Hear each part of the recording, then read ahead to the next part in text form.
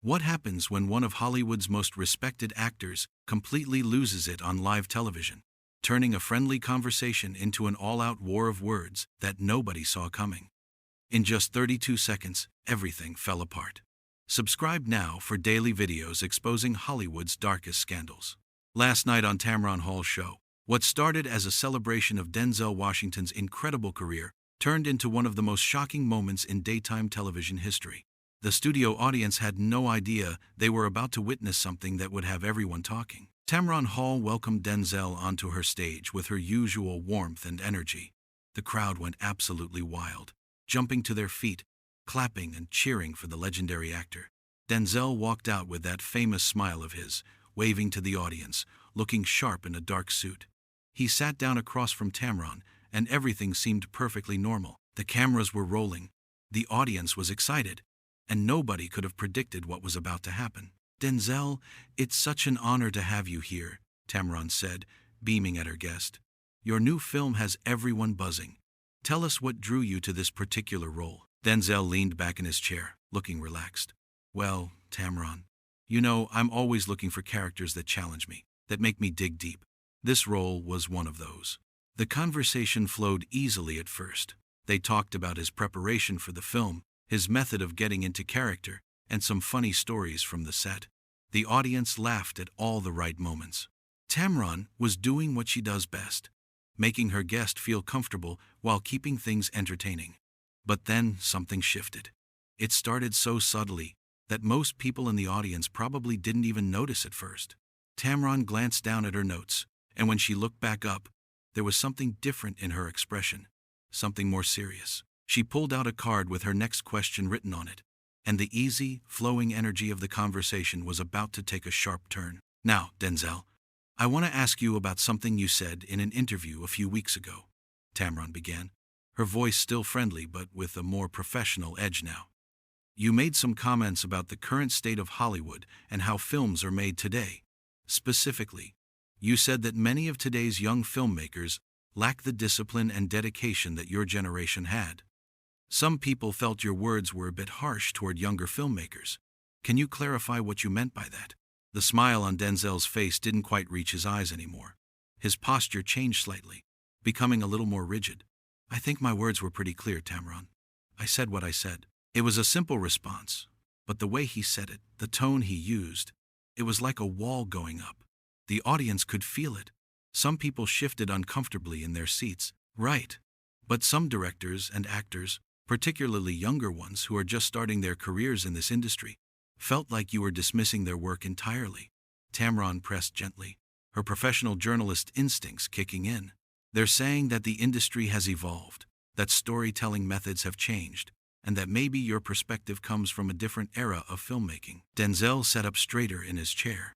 You could see something changing in his expression, like a switch being flipped. His jaw tightened just a bit. "A different era? Is that what they're calling experience now? A different era? That's interesting." The audience got quiet. That friendly, relaxed energy that had filled the room just moments earlier started to tighten up like a rubber band being stretched to its limit. You could cut the tension with a knife. Tamron kept her professional smile, but you could tell she sensed the shift too. "I'm not saying that, Denzel. I'm just trying to understand your position and give you a chance to explain it to people who might have misunderstood." "There's nothing to misunderstand," Denzel said, his voice getting an edge to it that hadn't been there before. "I've been doing this for over 40 years. 4 decades in this business. I've worked with the best directors in the game, the best writers money can buy, the best actors this industry has ever seen. Sidney Poitier, Spike Lee, Antoine Fuqua. I know what quality looks like. I know what excellence requires. And what I see today in a lot of these films, these streaming projects, these quick productions where they're pumping out content like it's fast food, it's not the same standard. It's just not." Some people in the audience nodded. Others looked uncomfortable, like they could sense where this was heading and didn't like it. Tamron nodded slowly, processing his words. "But don't you think that's a little unfair, Denzel? There are incredibly talented young people making amazing content right now. Groundbreaking content. The industry has changed dramatically. Technology has evolved. The way people consume stories has completely transformed. Things that weren't possible when you started are commonplace now. Doesn't that deserve some recognition? The fundamentals don't change, Tamron, Denzel interrupted, his voice getting stronger. Good storytelling is good storytelling. Good acting is good acting. A powerful performance is a powerful performance. You can't shortcut that with fancy cameras and special effects. You can't fake it with filters and editing tricks. Nobody's saying you can, Tamron replied, and now her voice had a little more bite to it, a little more edge. She wasn't backing down. But you have to admit that your comments came across as pretty dismissive of an entire generation of artists who are working just as hard as you did when you were starting out. Maybe even harder, because they're doing it in a more competitive environment with fewer opportunities. Denzel's jaw tightened visibly. Working hard isn't the same as working smart, Tamron. It's not the same as having discipline. It's not the same as respecting the craft and understanding that this is art, not just entertainment. These kids today, and, yeah, I'm going to say it, these kids today, they want everything handed to them. They want fame without putting in the time, without really learning the craft properly, without paying their dues like every generation before them had to do. A few murmurs rippled through the audience. Some people clearly agreed with him. Others looked shocked that he was doubling down so hard on his position. Tamron set down her card, her full attention now locked on Denzel. This wasn't just a softball interview anymore. This was getting real. Denzel, with all due respect, and I mean that sincerely, that sounds exactly like what every older generation says about the younger one. Kids these days don't work as hard. They don't respect the craft. They want everything handed to them. Haven't people been saying variations of that for literally thousands of years? Doesn't every generation think the next one is worse? Maybe they keep saying it because it keeps being true. Denzel shot back without hesitation. Maybe every generation has gotten a little softer, a little less committed, a little more entitled. You ever think about that? The temperature in the room seemed to drop 10 degrees. This was no longer a friendly disagreement. This was becoming something else entirely. Or maybe, Tamron said, her voice getting firmer, more assertive, every generation has to find their own way, has to adapt to their own time, has to navigate their own challenges. And just because it's different, just because it doesn't look exactly like what you did, doesn't automatically mean it's wrong. It doesn't mean they're lazy or entitled. It might just mean they're adapting to a different world. Denzel shook his head slowly, like he couldn't believe what he was hearing. This isn't about being different, Tamron. This isn't about adaptation. This is about standards. This is about excellence. This is about maintaining a level of quality that means something. And you don't think young filmmakers and actors today can achieve excellence? Tamron asked pointedly. You don't think they're capable of creating something meaningful? I think, Denzel said, leaning forward now, his voice intense, they're more interested in their social media followers than in their craft. I think they care more about being influencers, about being celebrities, about being famous, than about being actors, than about actually doing the work. You could hear several audible gasps from the audience now. Some people looked genuinely stunned. Others pulled out their phones, already knowing this was going to be everywhere by tomorrow. This was the kind of moment that goes viral. Tamron took a breath, clearly trying to keep her composure. That's a really broad generalization, Denzel. You're painting an entire generation with one brush. You're taking the worst examples and applying them to everyone. I'm speaking from what I see, Denzel insisted, his voice unwavering. I'm speaking from my experience, from what I witness every day in this industry. What you see from your perspective, Tamron countered, her voice sharp now. A perspective that, let's be honest about this, comes from someone who made it in a very different Hollywood. A Hollywood that wasn't always welcoming to everyone. A Hollywood that had its own serious problems. A Hollywood that excluded a lot of voices and perspectives. Denzel's eyes narrowed dangerously. His whole demeanor shifted. What's that supposed to mean, Tamron? What exactly are you trying to say right now? It means, Tamron said, choosing her words carefully but not backing down, that maybe the changes you're criticizing, maybe the evolution of the industry that you seem to have such a problem with, maybe those changes are actually making things better for a lot of people who didn't have the same opportunities you had. More diverse voices getting heard. more unique stories being told, more ways for people to create and share content without having to go through gatekeepers who might not want to let them in. So you're saying I'm against diversity now? Denzel's voice rose significantly, echoing through the studio. Several audience members actually jumped at the volume. Is that where you're going with this, Tamron? You're really going to stand there and suggest that I, of all people, am against diversity in Hollywood? I'm not saying that at all, Tamron said quickly, firmly, her hands coming up in a calming gesture. That's not what I said, and that's not what I meant. I'm saying that change isn't always bad just because it's different from what you knew. I'm saying that different doesn't equal worse. Don't twist my words, Tamron, Denzel said, pointing a finger directly at her. His hand was shaking slightly. Whether from anger or adrenaline, it was hard to tell. Don't you dare try to twist my words and make this about something it's not. I have always supported diversity in this industry. I've always fought for better representation.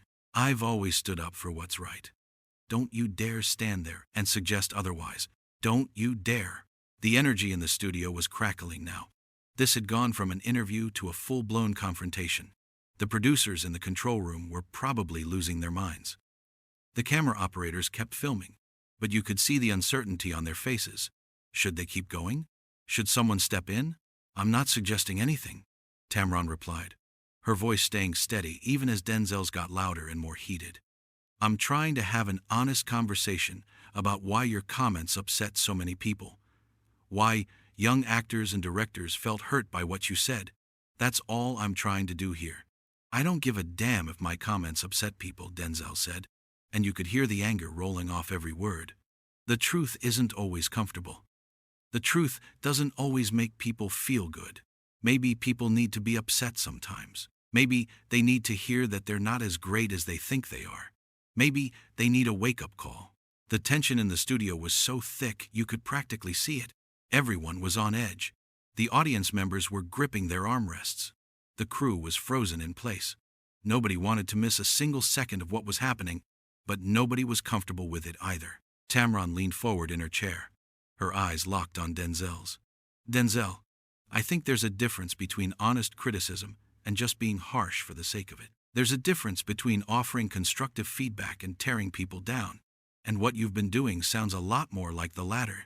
You think I'm being harsh? Denzel asked, his voice dripping with disbelief, and something that sounded a lot like contempt. You think calling for higher standards? Calling for better work? Calling for people to take their craft seriously? You think that's harsh? I think you're being dismissive, Tamron said plainly, not mincing words anymore. I think you're dismissing an entire generation of talented, hard-working people because they do things differently than you did, because they don't fit your narrow definition of what an artist should be. Narrow? Denzel's voice went up another notch. My definition is narrow? My definition is based on decades of excellence. My definition is based on winning awards, critical acclaim, respect from peers. That's not narrow. That's having standards. This isn't about doing things differently, Denzel said, his volume increasing with every word. This is about doing things right. This is about understanding that there's a level of quality, a bar of excellence, that you don't compromise on, ever. And only you know the right way, Tamron challenged, her voice strong. Only Denzel Washington gets to decide what's excellent and what isn't. Only you get to determine who's worthy and who's not. That question hung in the air for a long, uncomfortable moment. Denzel stared at Tamron with an intensity that could cut glass. You could see him processing what she just said, see him getting more and more worked up. The muscles in his jaw were working overtime. His hands had balled into fists on his lap. You know what? Denzel said quietly, but there was fire in his voice. Barely contained rage simmering just below the surface. I came on this show to talk about my film, to discuss my work, to share my craft with people who appreciate it. I didn't come here to be lectured by someone about how I should view the industry I've been a part of for decades, an industry I've helped shape, an industry I've given my blood, sweat, and tears to. I'm not lecturing you, Tamron said, her voice firm but controlled. I'm asking you questions. That's literally my job. That's what I do. That's what journalists do. Your job is to make your guests look bad? Denzel asked, his voice sharp as a knife. Your job is to ambush people with loaded questions designed to make them defensive? My job, Tamron said, emphasizing each word, is to have honest conversations. Real conversations. Not softball interviews where I just nod and smile and let people say whatever they want without any pushback. If that makes you uncomfortable, if being asked to explain your words makes you feel attacked, maybe that says something about the words themselves. Denzel laughed, but there was no humor in it. Oh, I see what this is. You brought me here to ambush me, to make me the bad guy for having standards. Nobody ambushed you, Denzel, Tamron said. And now you could hear the frustration creeping into her voice. You said those things in public. I'm asking you about them in public. That's not an ambush. That's called accountability. Accountability? Denzel repeated, his voice getting louder again. You want to talk about accountability? How about the accountability of these studios pumping out garbage content just to fill their streaming platforms? How about the accountability of actors who can't be bothered to actually learn their lines properly? How about the accountability of directors who think they can fix everything in post-production? Those are valid criticisms, Tamron acknowledged. But they don't require you to paint everyone with the same brush. I'm not painting everyone, Denzel insisted. Yes, you are, Tamron said firmly. When you say these kids today, when you talk about this generation, you're lumping everyone together. You're not being specific. You're being general. And it's coming across as bitter. The word bitter landed like a bomb. Denzel's face changed completely. His eyes went hard, and his whole body tensed up. Bitter? He said, his voice low and dangerous. You think I'm bitter? Tamron held her ground. I think your comments sound bitter. Yes. I think they sound like someone who's frustrated with change and is lashing out at the people who represent that change. That's bullshit, Denzel said, and some people in the audience gasped at the curse word. That's complete bullshit, Tamron, and you know it. Watch your language, Denzel, Tamron said, her voice taking on a warning tone. This is my show, and we have standards here. Standards? Denzel said with a harsh laugh. You want to talk to me about standards when you're sitting here trying to make me look like some bitter old man who can't accept that times have changed? That's rich. I'm not trying to make you look like anything, Tamron said, her voice rising to match his now. You're doing that all by yourself right now. The audience was frozen. Nobody was moving. All eyes were glued to the two of them going back and forth like fighters in a ring. Denzel stood up suddenly, and the movement was so quick and unexpected that Tamron actually flinched a little. You know what, Tamron? I don't need this. I don't need to sit here and be disrespected on your show. Disrespected? Tamron stood up too, facing him. I asked you legitimate questions about things you said publicly. That's not disrespect. That's journalism. That's not journalism, Denzel shot back. That's gotcha television. That's trying to create a moment for your ratings. Don't you dare question my integrity, Tamron said, her voice shaking with anger now. I have been nothing but professional with you. You're the one who came on here with an attitude from the moment I asked you a challenging question. A challenging question? Denzel's voice was dripping with sarcasm. Is that what you call putting words in my mouth and trying to make me sound like I'm against progress? I didn't put any words in your mouth, Tamron fired back. Those were your words, your interview, your comments that upset people. I don't care who I upset, Denzel said. I really don't. If the truth upsets people, that's their problem, not mine. The truth according to Denzel Washington, Tamron said. Because your opinion is fact now, right? My opinion comes from experience, Denzel said. What does yours come from? The insult was clear, even though he didn't spell it out. He was suggesting that Tamron didn't have the credibility to challenge him. The look on Tamron's face showed she understood exactly what he was implying. My opinion comes from doing my job, Tamron said, her voice ice cold now. My opinion comes from interviewing hundreds of people, from doing research, from listening to multiple perspectives instead of just my own. Good for you, Denzel said dismissively. Put that on your resume. Get off my stage, Tamron said suddenly. The words came out hard and fast. The audience gasped. Even some of the crew members looked shocked. Denzel stared at her, clearly not expecting that. What did you just say? He asked. I said, Get off my stage, Tamron repeated, louder this time. This interview is over. I'm not going to stand here and let you disrespect me on my own show. I'm disrespecting you? Denzel said incredulously. Are you kidding me right now? You came on here with an attitude, Tamron said. You got defensive when I asked you fair questions. You cursed on live television. And now you're standing here insulting my credibility. Yes, you're disrespecting me. So I'm asking you to leave. Asking? Denzel said with a sharp laugh. Sounds like you're telling me. I am telling you, Tamron said firmly. This is my show, my stage, and I'm telling you to leave. For a moment, they just stood there, staring at each other. The entire studio was holding its breath. The cameras kept rolling, capturing every second of this incredible confrontation. Denzel looked around at the audience, then back at Tamron. He shook his head slowly, a bitter smile on his face. This is unbelievable, he said. This is absolutely unbelievable. I've been in this business for over 40 years. I've been on countless talk shows, and I've never, ever been kicked off one. There's a first time for everything, Tamron said, her arms crossed. You're making a mistake, Tamron, Denzel said, his voice quieter now but still intense. You're making a big mistake. The only mistake I made was thinking we could have a mature conversation, Tamron replied. Clearly, I was wrong. Denzel started to say something else, then stopped himself. He looked at Tamron one more time, and there was real anger in his eyes. Real hurt, too, if you looked close enough. You know what? He said finally. I don't need this. I don't need your show. I don't need your questions. And I damn sure don't need your judgment. He reached up and unclipped the microphone from his lapel, not even waiting for the sound guy to come help him. He just ripped it off and dropped it on the chair where he'd been sitting. Good luck with your career, Tamron, he said, and the way he said it made it clear he didn't actually wish her any luck at all. I'll be just fine, Tamron said, her voice steady despite everything. Will you? That last question seemed to hit Denzel hard. His face flushed with anger, and for a second, it looked like he might say something else. But instead, he just shook his head and turned away. He walked toward the side of the stage, his footsteps echoing in the silent studio. Nobody in the audience moved.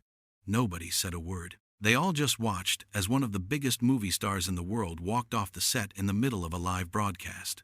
Just before he disappeared behind the curtain, Denzel turned back one last time. You think you're doing something important here, Tamron. You think you're holding people accountable. But all you're doing is tearing people down to make yourself feel bigger. That's not true, Tamron said, but her voice was quieter now. It is true, Denzel said, and deep down you know it. And with that, he was gone. He disappeared behind the curtain, and the studio doors could be heard slamming a moment later. Tamron stood there on her stage, breathing hard, her face flushed. The audience slowly started to react, some people whispering to each other, others pulling out their phones. The producers were probably freaking out in the control room. She looked at the camera, and you could see her trying to collect herself. She smoothed down her jacket and took a deep breath. Well, she said, her voice not quite steady. That just happened. Some nervous laughter rippled through the audience, but most people still looked stunned. Tamron walked back to her chair and sat down, even though her guest was gone. She looked at the camera with an expression that mixed anger, embarrassment, and defiance. We're going to take a break, she said to the camera. When we come back, we'll continue with the rest of our show. But everybody knew that whatever else happened that day wouldn't matter. The only thing anyone would remember, the only thing anyone would talk about, was those explosive 32 seconds when everything went wrong. When two professionals lost their cool. When a respected actor and an accomplished host went from conversation to confrontation. As the cameras cut away and the studio lights dimmed for the commercial break, Tamron sat alone at her desk, and Denzel was somewhere backstage, or maybe already in his car, both of them probably replaying what had just happened in their minds, wondering how a simple interview had exploded into one of the most dramatic moments in talk show history.